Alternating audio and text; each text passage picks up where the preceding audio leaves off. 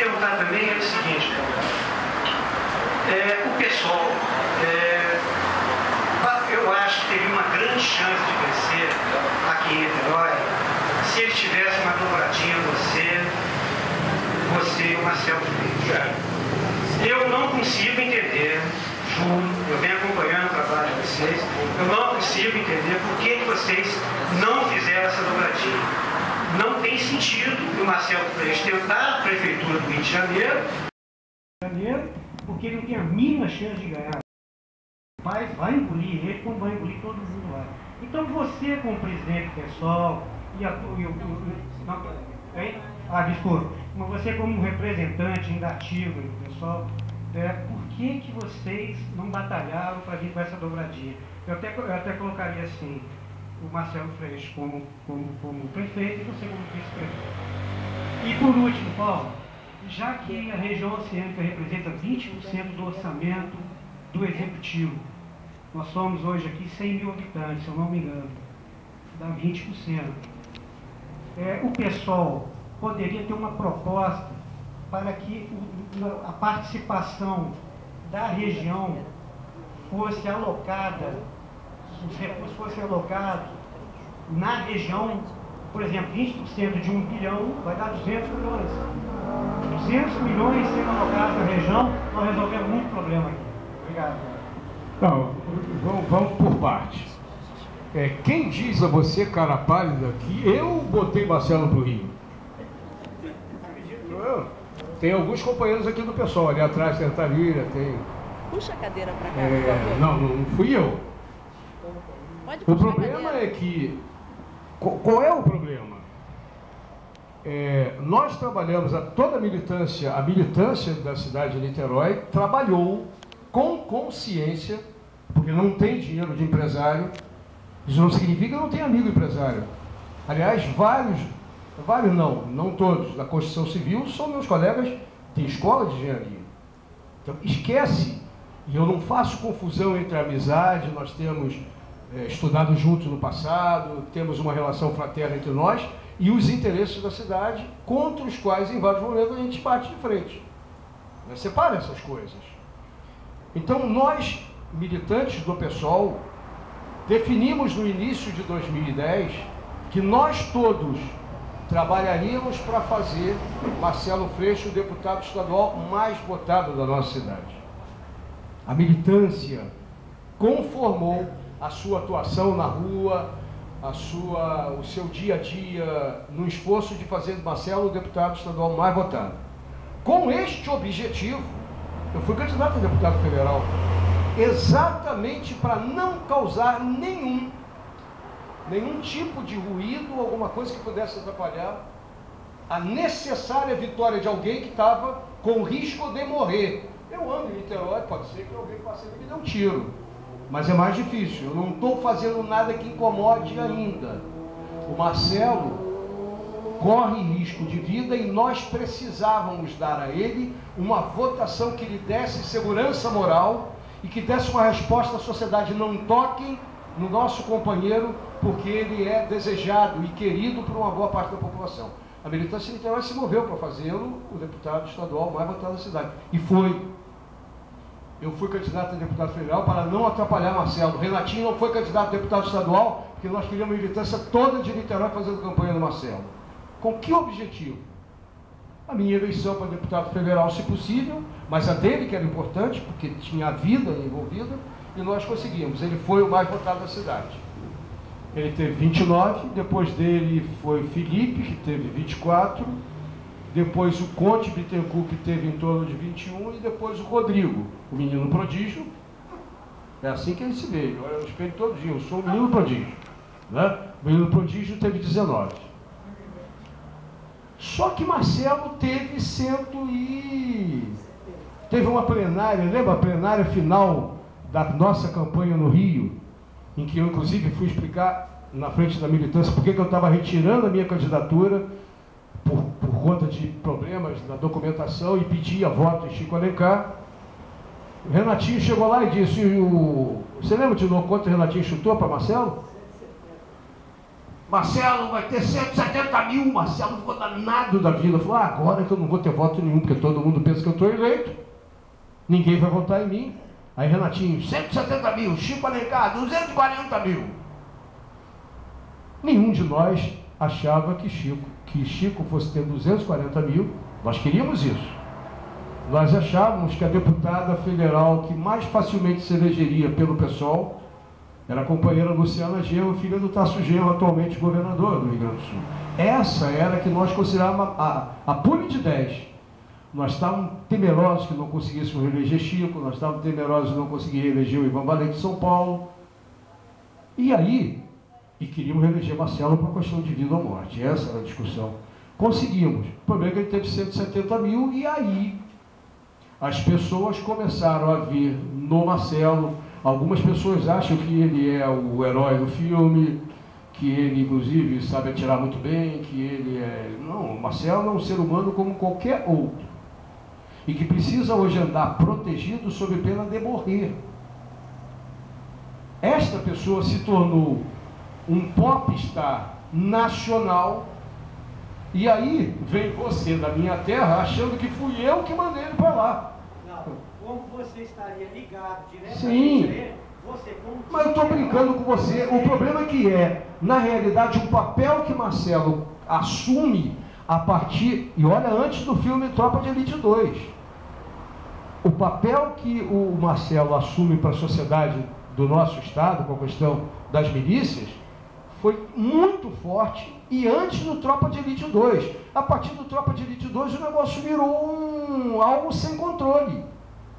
A ponto das pessoas acharem que ele ajuda melhor a construção partidária do PSOL concorrendo pelo Rio e não concorrendo por Niterói. Eu quero te dizer uma coisa, se Marcelo fosse candidato a prefeito de Niterói e eu não fosse deputado federal, porque tinha uma possibilidade de eu ter sido hoje deputado federal, se não houvesse problema do registro. Mas se eu não fosse deputado federal, eu não concorreria a vice-prefeito.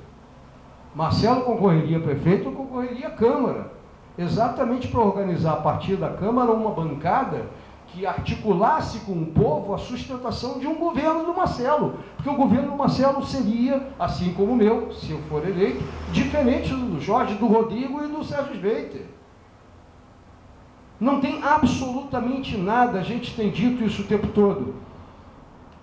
Por quê? E tem gente que acha que eu sou maluco, né? Tem muita gente, inclusive dentro do pessoal. Pô, mas por que você vai ser candidato a prefeito de novo? Pessoal, vocês... É claro que eu Renatinho odeia o fato de eu estar com ele na Câmara. Claro, a gente junto lá fazia muito mais estrago do que ele sozinho cercado da bandidagem. E é muito mais fácil eu ser eleito vereador, junto com os meus companheiros que vão ser candidatos a vereador, do que ser eleito prefeito.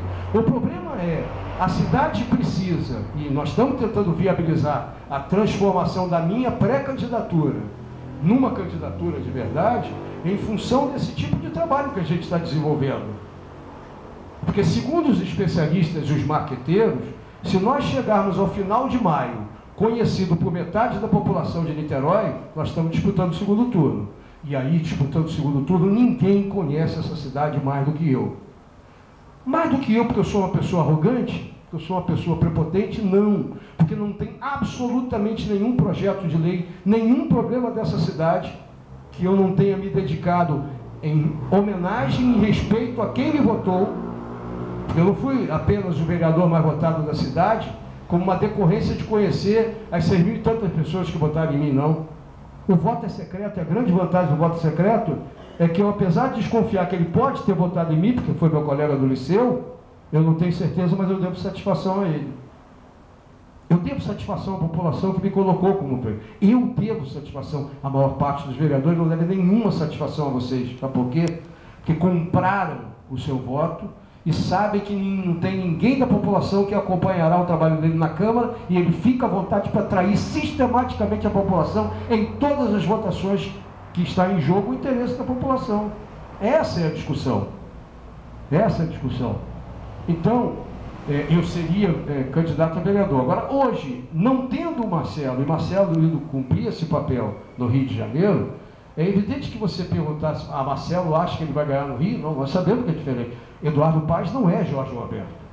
Se Eduardo Paes fosse igual a Jorge Roberto, a gente ficaria mais assanhado com a possibilidade do Marcelo disputar essa prefeitura. Mas o Eduardo Paes, ele é muito bom de marketing. O prédio caiu, o prédio nem era prédio público, o prédio caiu ali na Cinelândia, ele estava lá, o primeiro a chegar lá no prédio, e socorrendo as vítimas, chamando a Defesa Civil. Ele é um prefeito que atua como prefeito da cidade, o contrário de Jorge. Agora, é evidente que esse papel pode ser cumprido por mim, sob o ponto de vista, inclusive, de engajamento nos assuntos da cidade, a temática a qual o Marcelo se dedicou a vida inteira, porque as pessoas conhecem o Marcelo Freixo agora. O meu filho mais velho tem 35 anos. 35 anos. Foi aluno, e o meu filho do meio, idem, minha filha também, mais nova, que é 35, 34 e 33. Foram todos alunos do Marcelo Freixo, professor de História. Dava aula aqui na Escola Nossa. Escola Nossa em Pedutiba, tá? Ele sempre foi uma pessoa dedicada à causa dos direitos humanos. Ele trata desse assunto porque ele se dedica intensamente a estudar isso. E esse assunto, juntando a luta dele contra as milícias, deu a ele a notoriedade que faz com que as pessoas mais facilmente olhem para ele. Por isso esse papel vai ser desenvolvido. Mas ele conhece muito bem o Niterói do que eu. Ele conhece mais os problemas de direitos humanos e os problemas da máfia na Itália, que ele estudou intensamente ao longo de toda a vida dele, do que os problemas, talvez, de habitação popular em Niterói. Ele sabe os problemas da educação, porque ele é educador, é professor. Então, é evidente que o simbolismo da candidatura dele em Niterói faria com que nós tivéssemos mais facilidade, não é vitória certa, mais facilidade para disputar a prefeitura. Como é que a gente pode contrabalançar isto? Fazendo com que as ideias do pessoal, para além do valor e do simbolismo do personagem, do Marcelo ou do Paulo Eduardo, fazer com que o programa que nós desejamos, nós do PSOL e dos partidos que venham a se aliar conosco, o programa que nós desejamos para Niterói, seja o programa desejado pela cidade. Eu não tenho dúvida que muita gente importante na cidade não vai votar na gente e vai torcer para a gente se arrasar. Mas, com certeza, estas pessoas são aquelas que terão os seus interesses contrariados com a eleição do governo que tenha compromisso verdadeiramente popular. A escolha, quem vai fazer é o povo. A gente precisa discutir a nossa cidade conosco mesmo. Até porque, com certeza, os outros não discutirão com vocês do jeito que a gente está discutindo. Sabe por quê? Porque nenhum deles tem um discurso, uma intervenção sobre políticas públicas na cidade de Niterói compatível com aquelas que ao longo da minha vida eu tenho desde 1996. Então eu não estou inventando uma política pública para a educação, não estou inventando uma política pública para a saúde, não estou inventando a defesa que eu faço de habitação popular e regularização fundiária na minha cidade. Eu não estou fazendo isso agora porque eu sou candidato, fiz isso a vida inteira. Durante 25 anos como militante do PT, que saí do PT quando o PT começou a ter boca federal. Porque é muito fácil ser petista hoje, cheio de boca federal que o Lula e o governo Lula distribuem para todas as pessoas. Difícil era ser PT lá quando a ditadura militar corria atrás da gente, quando a gente tinha uma estrela do PT no peito. E eu trabalhava numa empresa controlada por coronéis e generais, que era a Embratel. Hoje é mole. Qualquer picareta põe a estrela do PT no peito e passa como se fosse o cara mais sério da face da terra.